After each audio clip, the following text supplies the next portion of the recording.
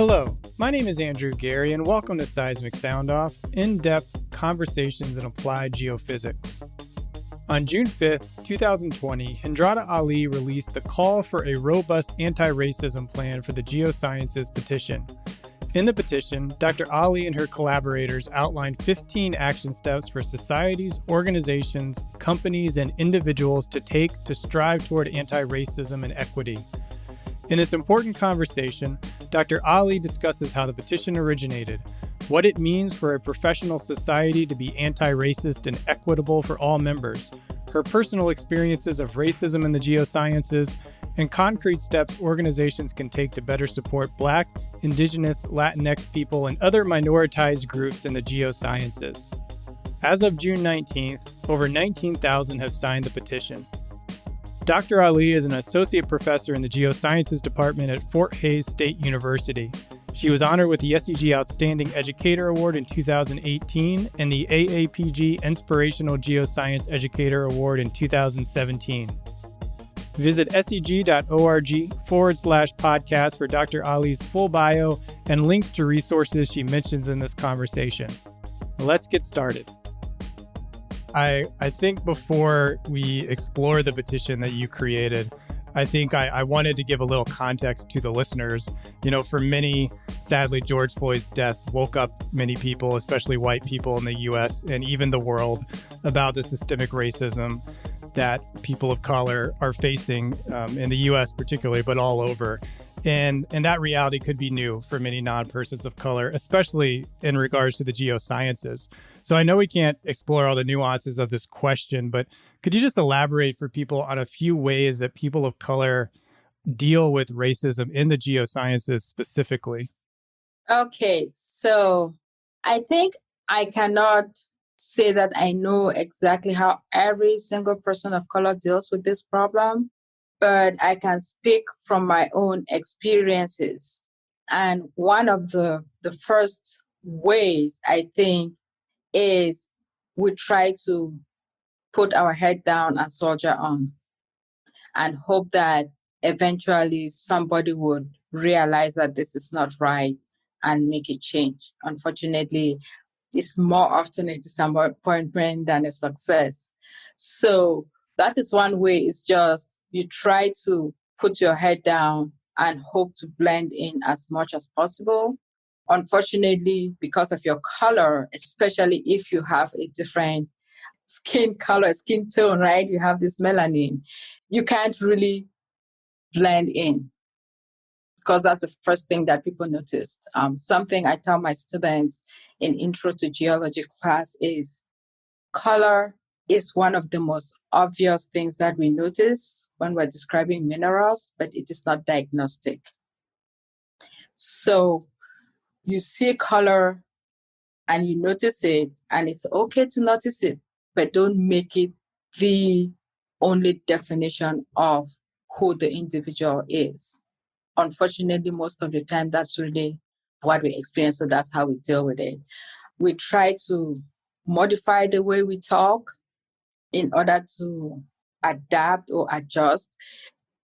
One of the most interesting experiences that I had as a Black person in my academic geoscience career is when I was a student, I was told, you need to change how you talk so that your professors can understand you. And I worked my hardest to do that. When I became a professor, I was told, well, students don't understand you. You need to change how you talk so your student can understand you. So it didn't matter what circumstances I was in, because I was not in the majority, I still needed to change. It just didn't matter.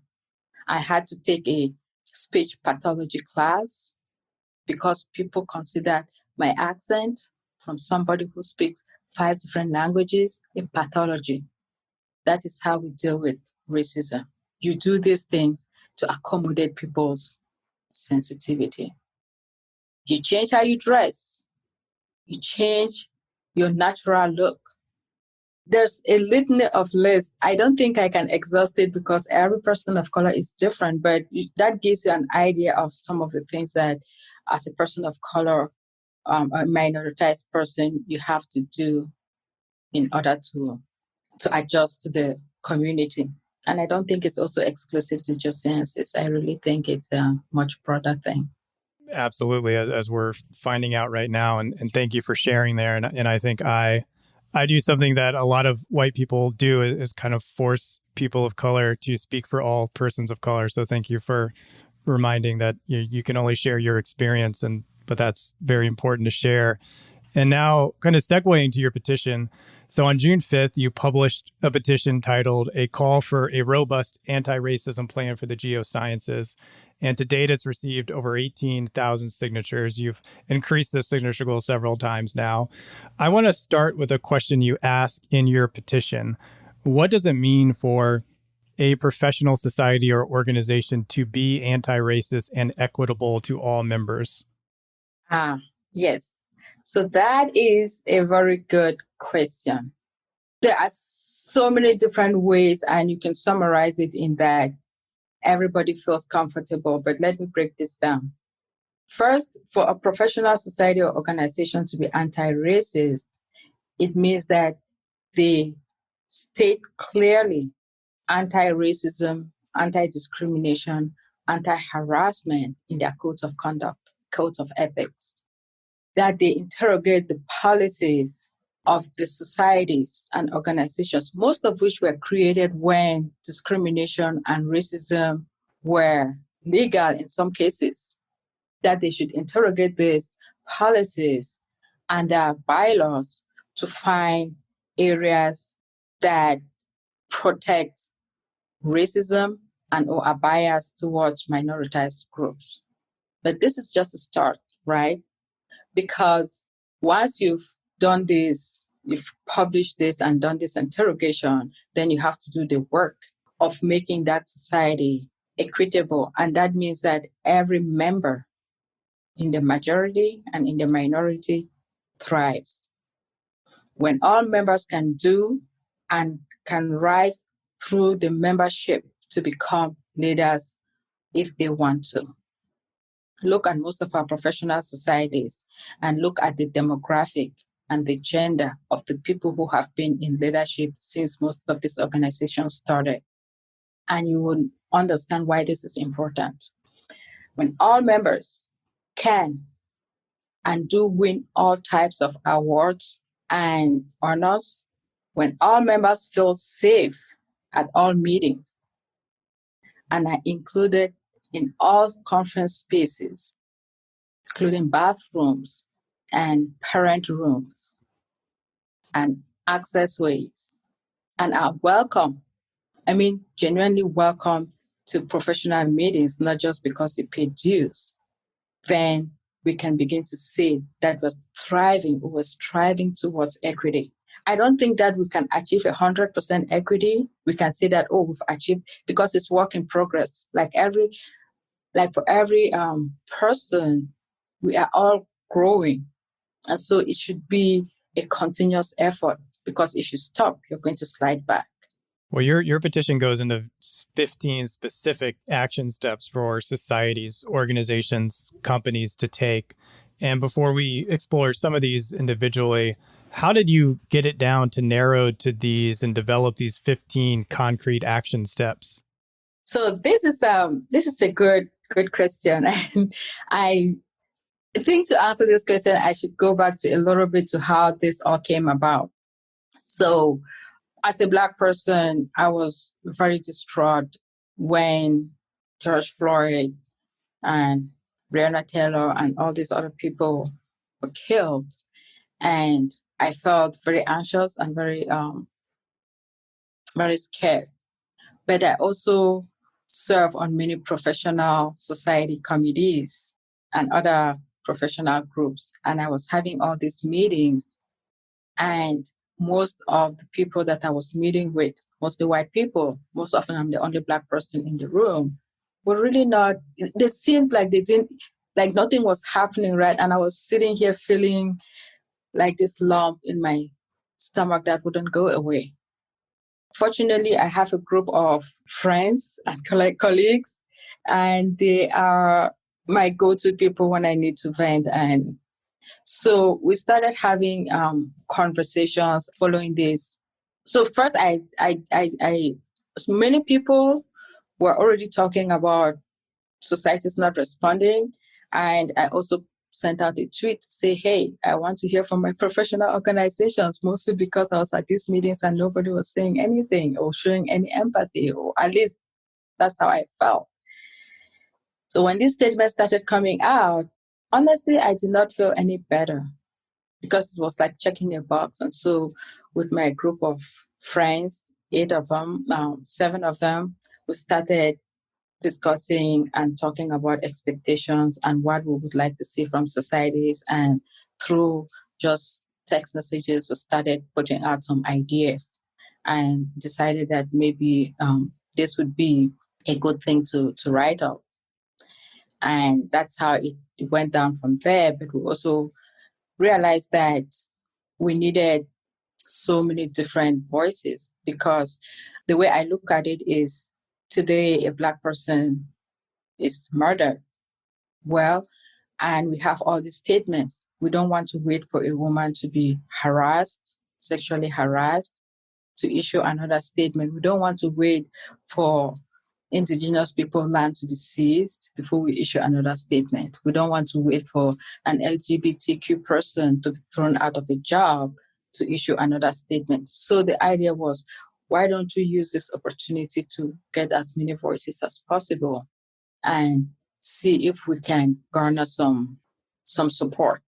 And that's how it started, and it just kind of went from there. It's really an impressive petition, and we'll have a link to it in the show notes for this episode, so you can read all of the 15 steps. But looking at a couple of them that you bring up, in a recent conversation I had with Eve Sprunt, she shared about how publishing through various societies really helped her career, gave a name for herself, especially in these inevitable industry downturns.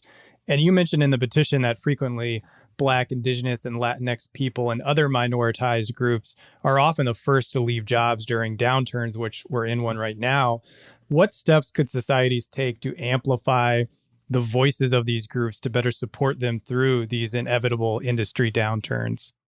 So thinking about that, let me first say that from my experience and talking with some of my peers, and especially Black and minoritized people who have unfortunately been either laid off or left profession, industry, academia, whatever, it boils down to a couple of things. They do not have the network and the sponsors to advocate for them when times of hardship happen. That's basically the underlying factor. If you have somebody, when it comes down to it, that can advocate for you, then you have better chances of staying.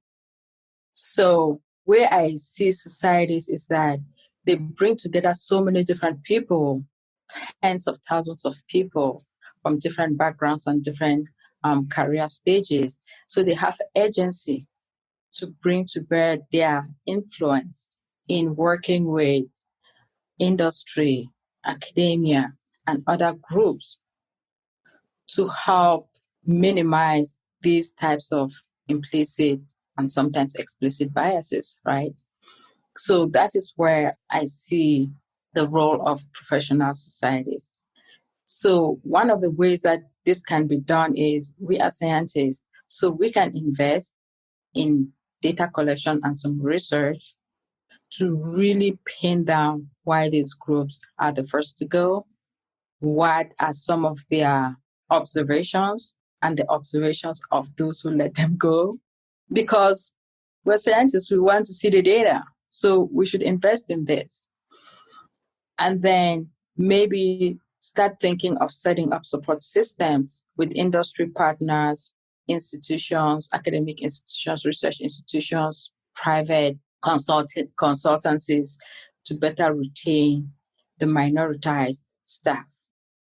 Another thing is that when these things happen and later on things improve, then there's a boom stage. Often you hear, well, we can't find minoritized people to hire. And so the question is if I leave my industry because of XYZ reason, chances are that most of the people that look up to me in my network would not be pursuing that industry because they're learning from my experience. So sometimes I think we should also think of the long-term impact of these changes and how it affects our profession and our discipline. Building off that idea of scientists loving data, one of your recommendations is for societies to publish annual reports on demographic data, who are getting the awards, as you mentioned at the top, who's engaged in leadership in the organization, and so forth. How could a society get started moving on this action step, and what data would you like to see in these type of reports? So I think societies already, to a limited extent, collect data about members. So doing interviews and surveys of membership with specific information that you want to get is very possible. Like we do this, just within the last few months since the beginning of the year, I've received so many surveys from SCG, for example, right? So it's possible we can do surveys and we can publish the data. One of the important things about surveys is letting people know exactly what the survey is about and what it is going to be used for, because that helps people respond to surveys a little bit more objectively. You can do this as a specific project of research, or you can do it at the base level just through membership renewal, right? Just asking people to provide some specific information when they renew their membership. I know some societies do this better than others. I'm a member of about 8 professional societies, so I've had the time to sample. We also need to know who is being represented in our society at a more granular level. So you want to get information about gender identity, sexual orientation, career stage, interest, career goals, the race, ethnicity, veteran status, all these things that make people feel excluded or more or less included in different spaces. So those are the types of data that I want to see, in addition to data about who has been in leadership throughout the history of the organization, who is getting the awards, and what type of awards are they getting, right? Who is nominated, what are the terms? So put all of these things into context and would see that some of the excellence and meritocracy that we talk about may not be so excellent. One reaction on Twitter that I've seen from this petition is the gratitude of alerting your white colleagues that minoritized groups are not safe in the field. Could you elaborate on this reality for many persons of color and what steps societies could take to support safe and accessible field work for everyone? Minorities are not safe. Again, there is another concept in these discussions that is intersectionality, and there are so many specialists that can talk about it, which is the intersection of different identities when it comes to different species.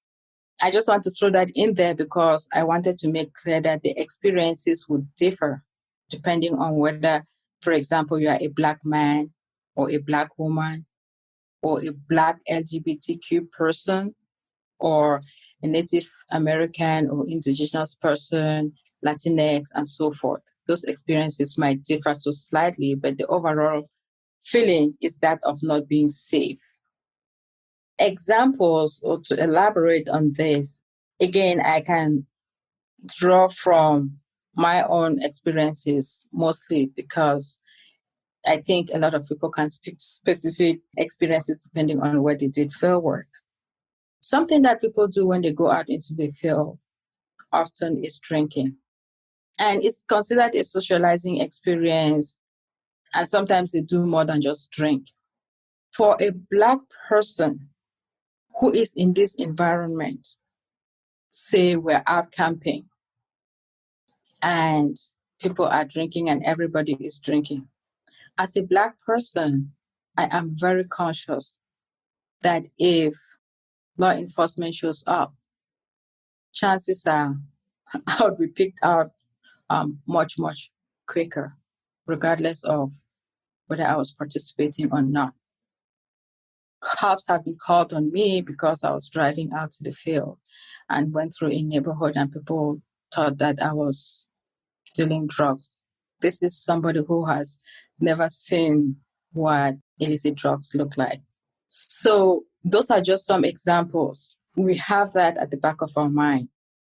Personally, I have gone to the field with people that are physically bigger and taller than me, and we still had people coming to ask them if they were safe and giving me stares, not greetings, not acknowledgement. So basically, the assumption is if this person wanted or had a grudge on me or wanted to hurt me, all they needed to do was say, yeah, I'm in danger. And I shudder at what could happen to me in that situation when I'm alone with 2 or 3 people out in the field.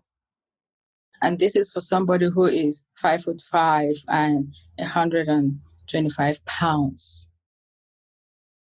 So I could go on and on. Again, I don't think that a lot of this is new to most people, but yes, it is. And I'm a woman. Don't even get me started on the experience of Black men and other minoritized men out in the field, because they are literally viewed as a danger. I remember when I was doing my doctorate in Southeast Missouri, and I would go out to the field with my mates to go help with my field work, and we had to go to the sheriff's office and get permit slips and reflection vests. And I mean, we had to get this list of things and put on us so that people would feel safe seeing us out in the field. These are just some examples from my own personal experience, and the list could go on. I experienced that when I was a student. I experienced that as a faculty member. Most often, I found myself being protected by my students out in the field because they're white. So it is, yes, it is something that I can understand that if somebody has never experienced it, they may not really know that it happens, or they may not even be aware that they are doing it, but it does happen. And it doesn't stop for you, whether you're a student or professor. So I think, thank you for sharing that perspective. And, SEG is going to have their annual meeting in Houston, hopefully physically in Houston this year. Are there things based on what you highlight in your petition that you would like to see at the annual meeting to address some of these issues that you bring up? Yes, actually, going back to the question that you said, I was going to add that one of the things that professional societies, because I think some of the examples that I present are a little bit more, could be viewed as outside the scope of professional societies.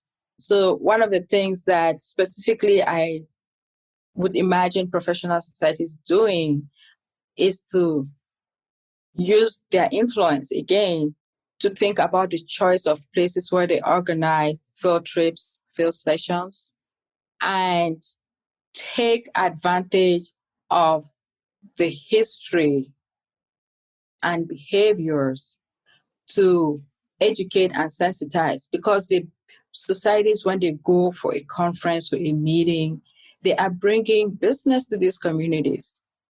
And I think you can use that influence to educate and sensitize people and make the community recognize that in this group, in this society, we have a spectrum of people that are our members, and we expect that they will be treated equally, that they would be approached, we would interact with them in the same way.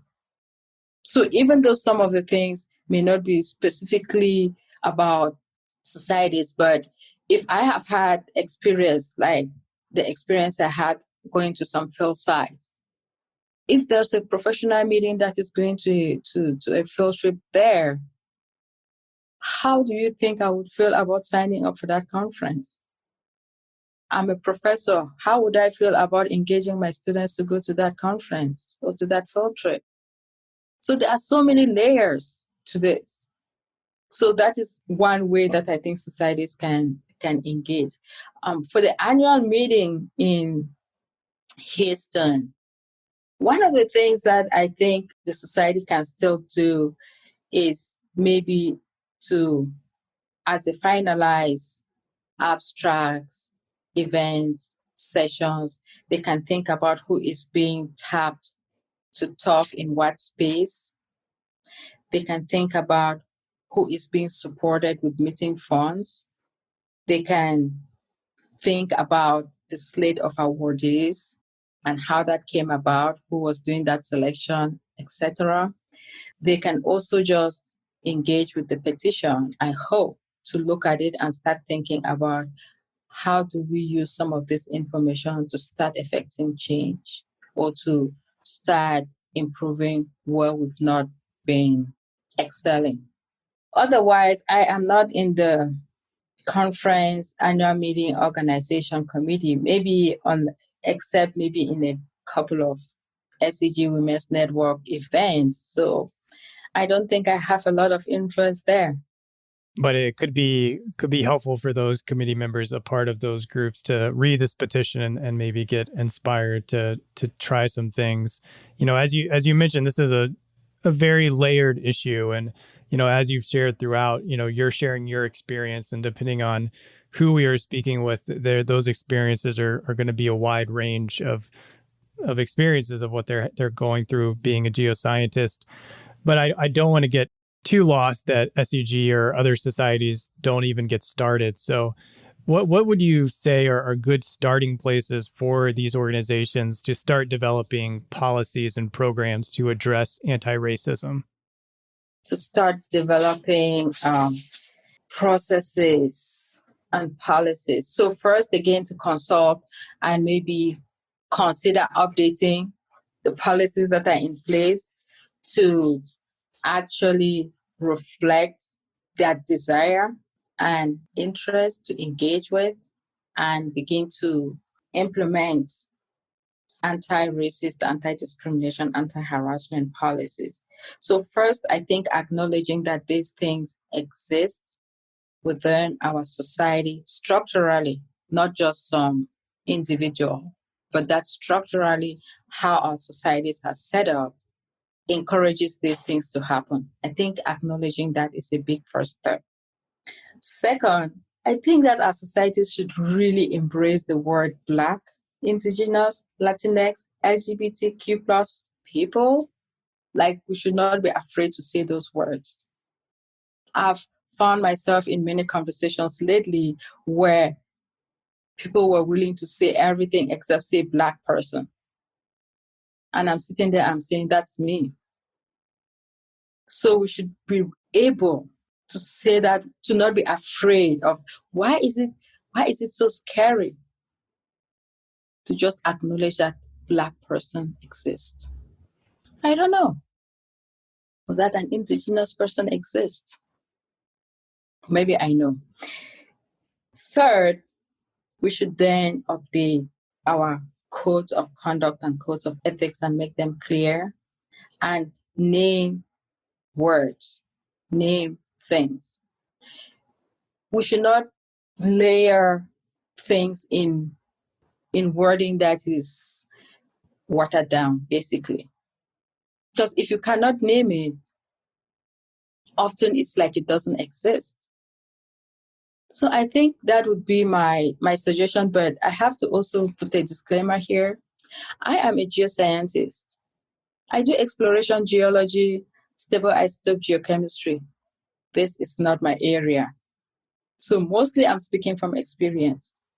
I think there are also very learned social scientists and other people that could really talk about these things at length and give us better suggestions how to deal with and engage with these topics. Yeah, that's a good lead into my last question. But I also think what you just said illustrates a helpful point to understand, as a white man, I am an economist, or I have a, master's degree in nonprofit management. That's me. And you're a geoscientist, but you're also a Black woman, and you can't escape that reality in these experiences you've had. So unfortunate is the right word, but it's just the reality of your life too, that you can't just be a geoscientist. And that is the problem. That's why I found myself in this space, right? That's why you wrote the petition. So lastly, for individuals or societies that would like to learn how to be a better supporter of their Black, Indigenous, Latinx, LGBTQ geoscientists, what resources, what authors do you recommend for them to get started, or how to get started to be a better supporter? Oh, Andrew. So 2 things. First, it's so common for people to turn to minoritized people to ask them to do the work of trying to find resources, educate, give them tips, share their trauma, and all of these things. We do it when we feel the strength to and when we want to. I really wouldn't want it to be my job to find resources for people to educate themselves. Because we are scientists, when we want to go after something, when we start our research projects, usually we don't know what we would find. If we're really invested, we go out and we look for the information. So yeah, I would encourage everybody to put in the effort to look for information. That said, there are some groups that have already compiled information that I can point people to. First of all, there is the petition. Go read it. Just go read our petition and see some of the steps that we've outlined there. Second, go read the Black in the Ivory Tower hashtag on Twitter and other publications. There's a lot of information that will give you pause. Third, some societies, and I want to give a shout out to the Paleontological Society, they have a How to Be an Anti-Racism Ally document that has some great information that people can check out. You have Time Scavenger blog that have lists and videos and things that people can look into. You have GeoLatinas that have put together Actions for Change document and with a lot of resources. You have Advanced Geo Partnerships. It is a group of geoscientists that provides, the website has information about how to be an ally, how to be bystander, a good bystander, how to engage in accessible field work. We also provide training. I'm one of the trainers for that group. It is targeted towards geoscientists. So go check out Advanced Geo and all these other groups. This is just a sample, but please, people, just put in the effort and do some work. We're scientists. We can do this. Well, that is a great place to leave it. Thank you for creating this petition and stepping up to do that and sharing it with us today a little bit more about what's happening. And I just really appreciate your willingness and able to share your experience with this audience today. Thank you, Andrew, for having me. And thank you for giving me the opportunity to speak in this space. I hope that as many people engage with the information and the petition, it would show our professional societies that this is a popular opinion, that people really do want to see things change. Because I think one of the holdbacks has been that maybe people would be hostile to it. And to be honest, when we started the petition, we were aiming for 1,000 signatures, which we got in like the first few hours. So it is a popular opinion. So we can do it. Thank you for listening to SEG's flagship podcast. Please share this episode with a friend, colleague, or manager that would enjoy hearing this episode. Your recommendation is the single best action you can take on behalf of SEG's podcast. Go to our website at seg.org/podcast to find all our episodes and learn how you can listen to this podcast directly on your phone without downloading an app. Original music by Zach Bridges. This episode was hosted, edited, and produced by me, Andrew Geary. The SEG podcast team is Jennifer Crockett, Allie McGinnis, and Mick Sweeney. Thank you for listening. This is Seismic Sound Off, signaling off.